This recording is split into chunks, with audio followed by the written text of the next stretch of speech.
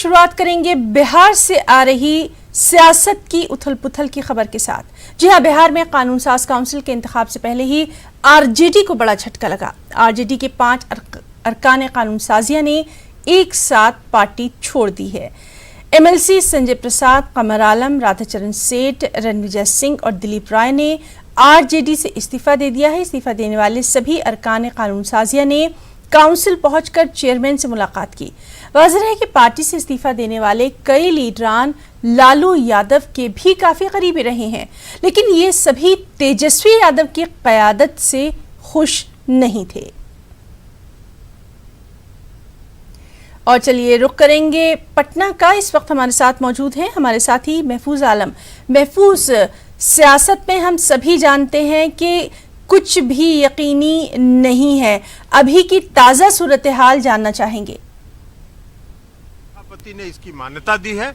हम सभी जनता दल यू परिवार में उनका स्वागत करते हैं और अब वो जनता दल यू परिवार के सभी साथी हैं, परिवार के सदस्य। विधानसभा के चुनाव में तो ऐसे भी पता है आपको कि क्या होना है, सुपड़ा साफ होना है। बोलिए, आखिर क्या वजह हो गई? आरजेडी का दामन छोड़ दिया आप लोगों ने? हम लोग आज सोशल डिस्टेंसिंग खत्म कर रहे हैं। आप लोग पीछे उसके बाद अभी टीवी में हम लोग का आरजेडी छोड़ने का सवाल है तो जदयू का जो हम लोग सदस्यता लिए हैं, नीति सिद्धांत अच्छा लगा। नीतीश जी के विचार से और विकास से हम लोग सहमत हुए, इसलिए जदयू का दामन थाम लिए। क्या कारण हो गया? कोई कारण नहीं है, विकास के देख कोई नाराजगी आरजेडी से नहीं है। विकास के देखते हुए हम लोग नीतीश जी के और जदयू के हम लोग दामन थामे। आश्वासन मिला है? कोई आश्वासन नहीं, कोई अथी नहीं है। अपने मर्जी से हम लोग कोई आश्वासन के अथी में नहीं है। आप तो लालू जी जेल भी जाते थे, आप क्यों छोड़ दिए? तो महफूज, जिस तरह से हम आपसे बात कर रहे थे कि सियासत में कभी भी कुछ भी मुमकिन है, लेकिन पार्टी में काम करने का विचार का है ना, तो यहाँ पर आदमी आया है काम करने, काम करने में दिक्कत हो रही थी, कोई प्रॉब्लम नहीं हो रहा था, लेकिन आदमी अपने स्वेच्छा से तो नजदीक होने का मतलब ये नहीं है कि अपनी इच्छा को। सवाल है क्या ऐसा क्या दिया गया जदयू की तरफ से ऑफर? क्या कोई ऑफर नहीं मिला, कोई ऑफर मिला नहीं मिला, कुछ भी ये नहीं मिला है ना। लगा कि यहाँ पर आएंगे। कितना साल बचा हुआ है एमएलसी का? हमारा भी 2 साल बचा हुआ है। तो आश्वासन मिला है क्या 2 साल के बाद? कुछ भी आश्वासन नहीं मिला, इस तरह कुछ भी। आप लोग देखेंगे ना, आश्वासन मिलेगा तो कुछ भी आश्वासन नहीं मिला, अपनी इच्छा से आए। क्यों हुआ ये हृदय परिवर्तन? आखिर क्यों हुआ ये हृदय परिवर्तन का क्या कारण था? ये हृदय परिवर्तन का क्या कारण था सर? हृदय परिवर्तन का क्या कारण हुआ सर? कोई कारण नहीं है। रणविजय सिंह जी, एक सवाल है, पहले आप समझिए, आप लालू यादव के काफी करीबी थे, आखिर क्या ऐसा हुआ जो आपने छोड़ने का मन बनाया और नीतीश कुमार के साथ? कोई भी ऐसा कारण ये नहीं था कि उनसे कोई ये हो गया। वो पहले भी हमारे लिए रिस्पेक्टेबल थे, आज भी है, कल भी रहेंगे, है ना। पार्टी बदलना और दूसरे जगह आना एक विचार की बात है ना। तो जहाँ पर यहाँ पर आए, ठीक अभी आए हैं, लेकिन आप लोग जो चाह रहे हैं कि हम कुछ ऐसा बात नहीं, हम कुछ रिक्वेस्ट कर रहे हैं कि आप आखिर क्या ऐसा आपका हृदय परिवर्तन हुआ? ऐसा हृदय परिवर्तन क्या हुआ? अरे आप बताइए ना ज्वाइन। चलिए सर। सीपी सिंह जी, ये आरजेडी की मैच टूट हुई है, 5 एमएलसी जेडीयू में शामिल हो गए हैं, क्या कहेंगे इस पर? मुझे क्या कहना है, देखिए ऐसा है कि भाई हमारी पार्टी में लोग आए हैं और स्वेच्छा से आए हैं, तो उसका हम लोगों ने स्वागत किया है और निश्चित रूप से इसका जो है प्रभाव जो है हमारी पार्टी में पड़ेगा। हमारी पार्टी और मजबूत होगी, क्योंकि सब लोग मजबूत साथी हैं। कुछ विधायक भी संपर्क में हैं, ऐसी खबरें। देखिए हमारे पास इसकी कोई सूचना नहीं। इसका जो असर होगा आगे। चलिए एक बार फिर से रुख करेंगे हमारे साथी महफूज का। महफूज, लालू पसंद है, पार्टी पसंद नहीं है, नीतीश की तरक्की पसंद है, यही तमाम बातें फिलहाल हम सुन रहे हैं। देखिए है ना, इसको बहुत सियासी तौर पे इसको लिया जा रहा है बिहार में, क्योंकि बिहार में असेंबली का इंतखाब भी होना है और 5 एमएलसी का आरजेडी छोड़कर जेडीयू का दामन थामना अपने आप में एक बड़ा सवाल है। आरजेडी के लिए खास तौर से ये एक बड़ा दिन भी कहा जाएगा जब आरजेडी के दिग्गज नेता रघुवंश प्रसाद भी जो है पार्टी से इस्तीफा दे दिए हैं। तो दो झटका है, एक तरफ जहां 5 एमएलसी ने पार्टी छोड़कर, आरजेडी छोड़कर जेडीयू का दामन थामा है, वहीं एक बड़े सियासी लीडर और आरजेडी के चेहरा एक तरह से कहे जाने वाले रघुवंश सिंह ने इस्तीफा दे दिया है। तो एक तरह से कहें कि बिहार के असेंबली इंतखाब को लेकर तेजस्वी यादव ने जो मुहिम चलाया है और मुख्तलिफ लीडरों को अपनी पार्टी में शामिल कर रहे हैं और ये दावा कर रहे हैं कि चुनाव में उनका परफॉर्मेंस बहुत अच्छा होगा, उस पर कहीं ना कहीं नीतीश कुमार ने एक ब्रेक लगाने की कोशिश इससे की है और ये मैसेज दिया है कि आरजेडी के लीडर खुद जेडीयू को पसंद करते हैं और नीतीश कुमार के काम को पसंद करते हैं। तो जाहिर है ये मैसेज लोगों तक पहुंचाने की कोशिश होगी यहाँ से, और आरजेडी के लिए ये काफी मुसीबत भरा दिन है और मुसीबत भरा वक्त आने वाला वक्त भी होगा जब पार्टी के बड़े लीडर जो है इस्तीफा दे दिए हैं, पार्टी के एमएलए जो है पार्टी छोड़कर जेडीयू का दामन थाम लिए हैं। तो जाहिर है आने वाले वक्त में आरजेडी की मुश्किलें जो है बढ़ सकती है। महफूज, कुछ और नाम भी इस फहरिस्त में शामिल होने वाले हैं क्योंकि अंदाजा यही लगाया जा रहा है। देखिए, जेडीयू की तरफ से जो बयान काफी दिनों से आ रहा था कि आरजेडी में काफी सारे लोग ऐसे हैं जो कि जेडीयू के संपर्क में हैं, वो पार्टी जेडीयू में आ सकते हैं, आरजेडी छोड़कर आ सकते हैं। तो ऐसे नाम हैं, लेकिन अभी तक जो है वो सामने आया नहीं है। लेकिन जेडीयू ये दावा जरूर करती रही है कि आरजेडी के कई लोग जो है जेडीयू के राब्ते में हैं, वो जेडीयू में शामिल हो सकते हैं। तो ऐसे में ये कहा जा सकता है हिना कि बिहार के असेंबली इंतखाब को देखते हुए नीतीश कुमार और नीतीश कुमार की पार्टी जेडीयू जो है एक बड़े गेम प्लान की तैयारी कर रही है और उसमें जो है चूंकि लालू प्रसाद यादव जेल में हैं, यहाँ पार्टी तेजस्वी यादव चला रहे हैं और तेजस्वी यादव से बहुत सारे लीडर नाराज हैं। वक्तन फौक्तन ये बातें जो है सामने भी आ चुकी है। आपने देखा कि जो एमएलसी आज पार्टी छोड़े हैं वो ये दावा कर रहे हैं और वो मान रहे हैं कि उनकी वो लालू प्रसाद यादव के करीबी हैं, लेकिन तेजस्वी के काम से वो खुश नहीं है। इधर कह रहे हैं कि नीतीश कुमार के तरक्याती काम से वो खुश है, जिसकी वजह से उन्होंने पार्टी छोड़ा है और जेडीयू का दामन थामा है। तो ऐसे में ये कहा जाएगा कि लालू प्रसाद यादव जब तक जेल में है और यहाँ चूंकि तेजस्वी हैं, तेजस्वी को एक तरह से ये बात कहा जा सकता है कि तेजस्वी यादव लालू प्रसाद यादव के विरासत को संभाल नहीं पा रहे हैं। जो बड़े लीडर हैं, जो सीनियर लीडर हैं, जो आरजेडी में काफी दिनों से काम करते आ रहे हैं, उनको पार्टी पूछ नहीं रही है, एक तरह से कहा जा सकता है इस बात को। और बड़े लीडरों की बातें सुनी नहीं जाती है। नतीजे के तौर पर काफी लोग जो है पहले से नाराज हैं। ऐसे में तेजस्वी यादव के लिए काफी मुश्किल होगा। जी, महफूज आपसे ये भी जानना चाहेंगे, जितन राम मांझी भी जो है वो भी एक नए मांझी की तलाश में नजर आ रहे हैं। बिल्कुल, जीतन राम मांझी ने भी अल्टीमेटम दे रखा है, चूंकि जीतन राम मांझी ये बार बार कहते रहे हैं कि कॉमन मिनिमम प्रोग्राम होना चाहिए। अगर अजीम इत्तेहाद बनाना है और कायम करना है तो एक कॉमन मिनिमम प्रोग्राम होना चाहिए और उसके तहत जो है तमाम पार्टियां जो अजीम इत्तेहाद में शामिल है एक लाइन पर आकर एक पॉलिसी पर जो है वो काम करे। लेकिन इस तरह बन नहीं पाया। कोई जितनी भी पार्टियां हैं अजीम इत्तेहाद में कॉमन मिनिमम प्रोग्राम कुछ बन नहीं पाया और आरजेडी अपने हिसाब से काम करती है और दूसरी पार्टियां अपने हिसाब से काम करती है। और आरजेडी जाहिर है अजीम इत्तेहाद की सबसे बड़ी पार्टी है, तो ये जो भी अहम मामले होते हैं उसमें आरजेडी खुद फैसला कर लेती है और इन पार्टियों से जो पार्टी इनके साथ हिमायत में है, इनके साथ इत्तेहाद में है, उनसे पूछती नहीं है, उनसे राब्ता कायम नहीं करती है। नतीजे के तौर पर जीतन राम मांझी कई बार नाराज हुए हैं, पहले भी नाराज हुए हैं और अभी भी नाराज हैं। तो ये कहा जा सकता है कि आने वाले वक्त में बहुत चीजें अभी सामने आएंगी सियासी तौर पर। अभी उथल पुथल बहुत चीजें होना बाकी है। अभी सियासी तौर पर और भी बहुत कुछ सामने आ रहा है और आएगा भी।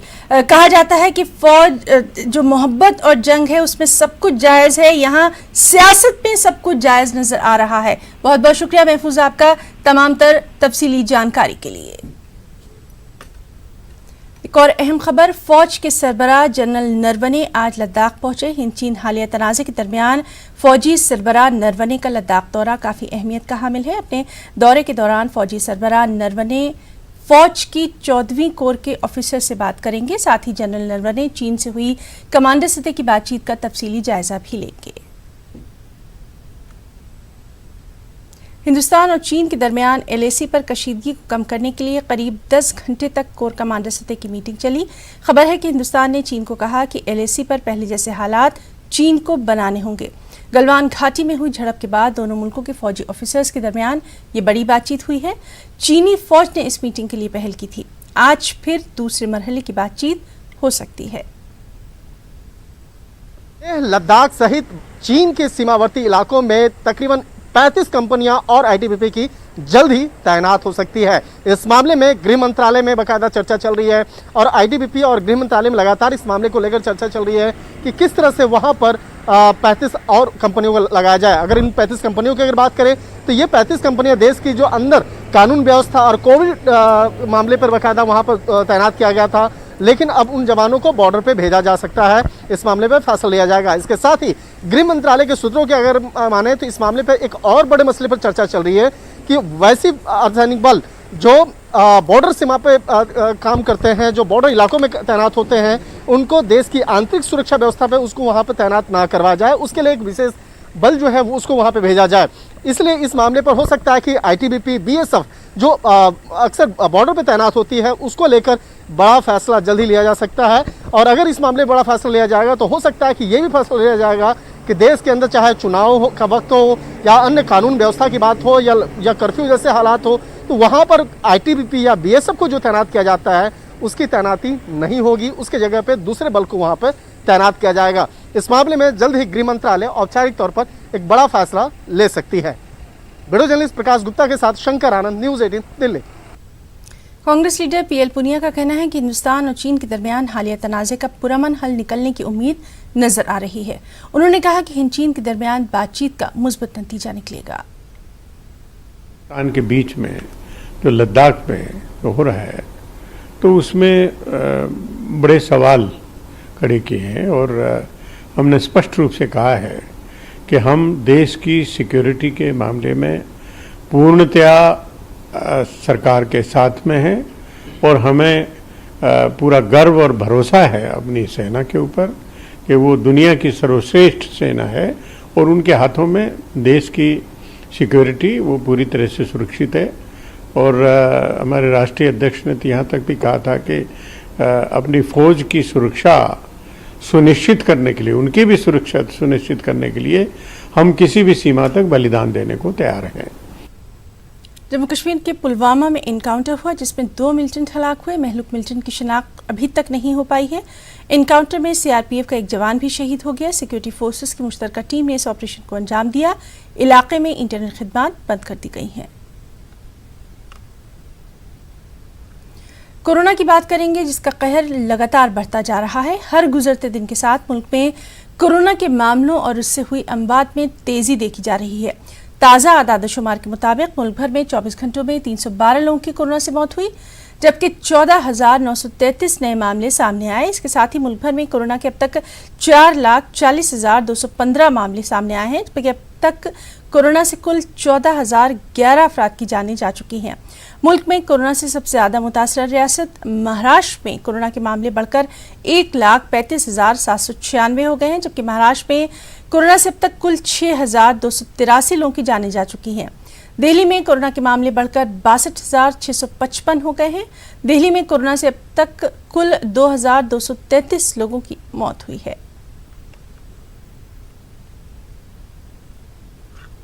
और वहीं तेलंगाना में भी कोरोना की वबा दिन ब दिन बढ़ती जा रही है। इसका कहर लगातार बढ़ता जा रहा है। कल एक ही दिन में रियासत भर में जुमला 872 नए कोरोना के मामले देखे गए, 7 मरीजों की मौत हुई है। उधर हैदराबाद के जीएचएमसी की हुदूद में 713 नए मामले दर्ज हुए थे। इसी तरह रियासत भर में कोरोना से मुतासरा मरीजों की तादाद 8,674 हो गई है। मरने वालों की तादाद 217 हो गई है। कोरोना मुतासरीन में 17 कमसिन बच्चे भी शामिल हैं।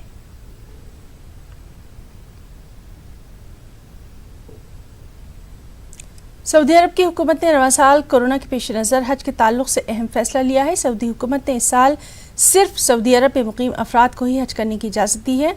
सऊदी हुकूमत की जानिब से जारी करदा बयान में कहा गया कि दुनिया के 180 से ज़ायद ममालिक में कोरोना तेज़ी से फैल रहा है और ऐसे में हालात को देखते हुए ये फैसला लिया गया। सऊदी अरब में मुकीम गैर मुल्की मुसलमान भी हज कर सकेंगे।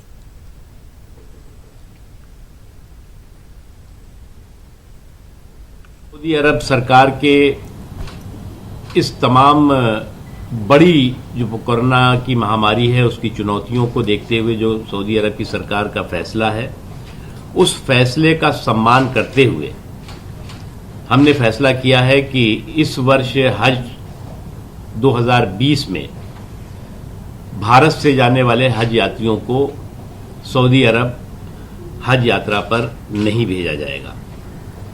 अब तक लगभग 2,30,000 से ज़्यादा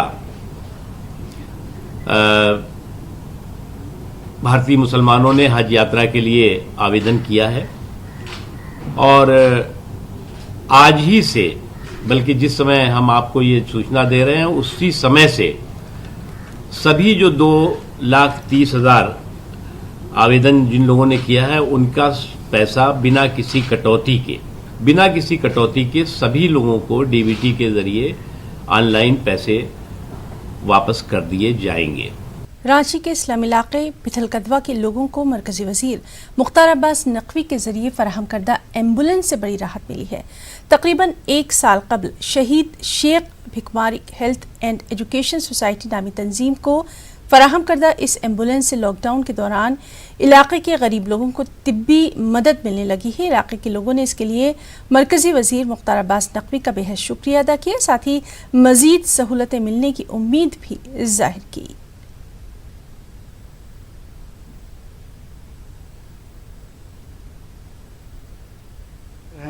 नकवी साहब के जो यहाँ एम्बुलेंस दिए, जो बहुत मोहल्ले वालों को काम आ रही है और काम दे रही है इमरजेंसी के लिए। हाँ, और भी कुछ सहूलत के लिए दे दे मोहल्ले वाले को जिसमें काम आ सके। ये बहुत गरीबी मोहल्ला है। ये माननीय सांसद मुख्तार अब्बास नकवी साहब के द्वारा दिया गया है और इस इलाके का पहला एम्बुलेंस है और इलाके के सारे लोग साथ साथ हमारी संस्था शुक्रगुजार है नकवी साहब का कि उन्होंने स्लम एरिया में ध्यान दिया और हमारी संस्था काम कर रही है इस इलाके में। कोरोना वबा की वजह से झारखंड में टेलरिंग की दुकान खुलने की अब तक इजाज़त नहीं मिल पाई है। इसकी वजह से इस पेशे से जुड़े दर्जी बिरादरी माली बदहाली का शिकार हो गए हैं।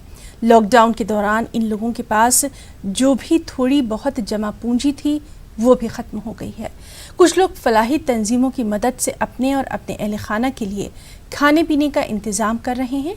कुछ लोग सब्जी फरोख्त करके या फिर रिक्शा या फिर ठेला चलाकर किसी तरह रोजी रोटी का इंतजाम कर रहे हैं। मार्च से बंद है काम, दुकानें बंद है तो फिर हम लोग का काम क्या चलेगा। तो इसलिए अब सरकार से अनुरोध है कि जल्दी से जल्दी सिलाई वाला काम खोले ताकि हम कारीगरों को, मजदूरों को काम मिले। हम लोग का भी बाल बच्चा है, अभी आलू प्याज बेच के हम लोग जैसे तैसे काम चला रहे हैं। ऐसे ही अगर रहेगा तो फिर कैसे काम चलेगा। ये बहुत परेशान है यहाँ के मतलब दर्जी लोग।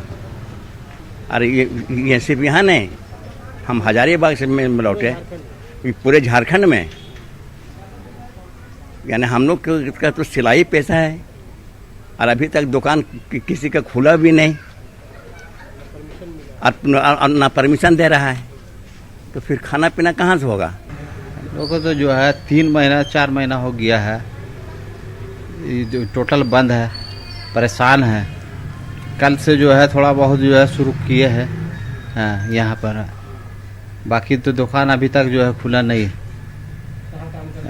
हम लोग न्यू मार्क करते हैं, फिटवेल करते हैं, सब तो बंद है। हाँ, मजदूरी करते हैं हम लोग कारीगरी में। और इस वक्त की बेहद अहम खबर, दिल्ली और नोएडा में इन्फोर्समेंट डायरेक्टरेट के छापे। मुअत्तल आप काउंसलर ताहिर हुसैन की मिल्कियत पर भी छापेमारी की जा रही है। दिल्ली में फसादात के सिलसिले में ये छापेमारी ईडी ने की है। आपको बताएं कि ताहिर हुसैन को दिल्ली फसाद मामले में मुलजिम करार दिया गया है। आधे दर्जन मुकामात पर यह छापेमारी की जा रही है। तो दिल्ली और नोएडा में ईडी की बड़ी कार्रवाई, मुअत्तल आप काउंसलर ताहिर हुसैन की मिल्कियत पर छापेमारी। दिल्ली में फसादात के सिलसिले में छापेमारी की यह कार्रवाई की गई है। ताहिर हुसैन को दिल्ली फसाद मामले में मुलजिम करार दिया गया है। आधे दर्जन मुकामात पर ये छापे मारे जा रहे हैं।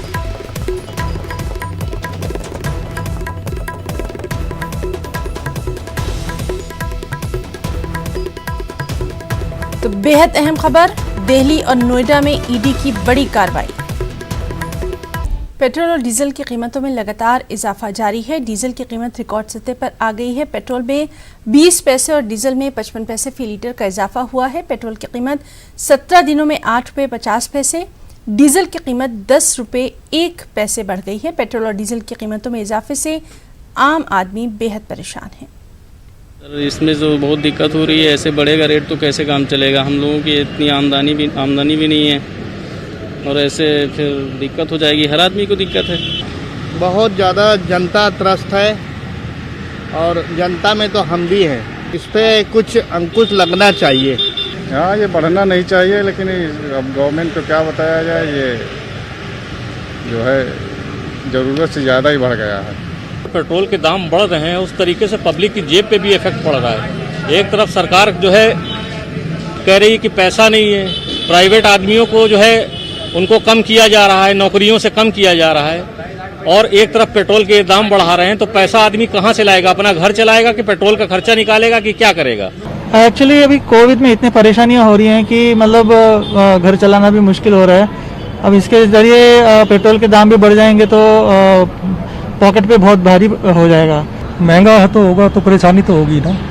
सरकार से उम्मीद है कि जल्दी से जल्दी रेट कम हो।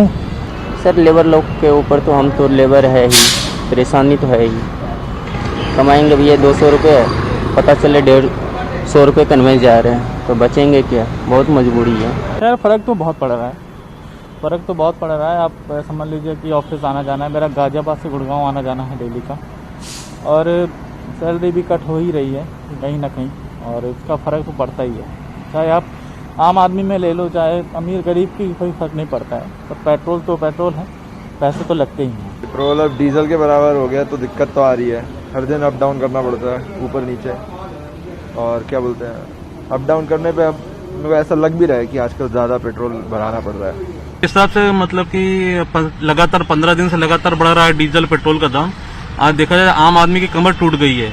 जो इन लोग का पूरे महीने का जो खर्च होता है, एक बजट होता है, अब मैक्सिमम खर्च इसमें हमारा जो जिससे हम ट्रेवल करते हैं, तो इतना ज़्यादा पैसा खर्च हो रहा है कि दूसरी ज़रूरतें पूरी करना मुश्किल हो रहा है। और इसकी वजह से दूसरे आम ज़रूरतों के सामान जो हैं, कि जो ट्रांसपोर्टेशन है, इतना ज़्यादा महंगा हो जाएगा कि आम आदमी सर्वाइव भी नहीं कर पाएगा। दूध है, जो सब्जी है, सामान है, हर एक चीज़ महंगा है, इसमें सभी लोग परेशान हैं। असर ये पड़ता है कि अगर 1 रुपया डीजल पड़ता है तो भाड़े में जो है कम से कम 5 रुपये का फर्क आता है, तो बहुत ज़्यादा इससे जो है भाड़े वड़े बहुत महंगे हो जाएंगे। ऐसा कोई चीज़ नहीं है जिसपे इसका रेट का असर न हो, चाहे वो घरेलू सामान हो और चाहे कल कारखाने उद्योग हो, जो भी है इसी से रिलेटिव है। पेट्रोल हो डीजल हो, सबकी मार जनता पे ही पड़ती है, सबका रेट बढ़ता है। पेट्रोल और डीजल के दामों में लगातार इजाफा जारी है। लगातार 17वें दिन पेट्रोल और डीजल के दामों में वृद्धि की गई है। पेट्रोल में 20 पैसे प्रति लीटर की वृद्धि हुई है। इसी तरीके से डीजल में भी 52 पैसे बढ़ाए गए हैं। पेट्रोल अब जो है बढ़कर 87 रुपये 39 पैसे हो गया है। वहीं डीजल के दाम बढ़कर 87 रुपये को पार कर गए हैं। कुल मिलाकर पेट्रोल और डीजल के दामों में जो वृद्धि हो रही है उसका आम लोगों पर जबरदस्त असर हो रहा है। पेट्रोल 87 रुपये 39 पैसे तो डीजल 78 रुपये 87 पैसे हो गया है। आम लोगों पर इसकी जबरदस्त मार पड़ रही है। लोग हमारे साथ मौजूद हैं। 17वां दिन है आज जब पेट्रोल और डीजल के दाम बढ़े हैं। कहीं कोई असर होता है आप लोगों पे? होता है ना, 87 रुपये हो गया है पेट्रोल का। हाँ 87 रुपये हो गया ना। असर पड़ता है आप लोगों को? पड़ता है ना सर, कमाई इतनी है नहीं और महंगाई बढ़ रही है। तो पेट्रोल और डीजल के दामों में लगातार इजाफा हो रहा है और इसी पूरे मुद्दे को लेकर कांग्रेस 24 जून को विरोध प्रदर्शन करने वाली है। जिला से लेकर ब्लॉक स्तर तक विरोध प्रदर्शन किया जाएगा। लेकिन सवाल इस बात को लेकर भी है कि विपक्ष के तमाम आरोपों के बाद भी पेट्रोलियम कंपनियां लगातार पेट्रोल और डीजल के दामों में इजाफा कर रही हैं। कैमरामैन अनिल गवई के साथ अनुराग श्रीवास्तव, न्यूज़ 18 भोपाल। इतना ही। मज़ीद ताज़ा खबरों के लिए आप लॉग इन कर सकते हैं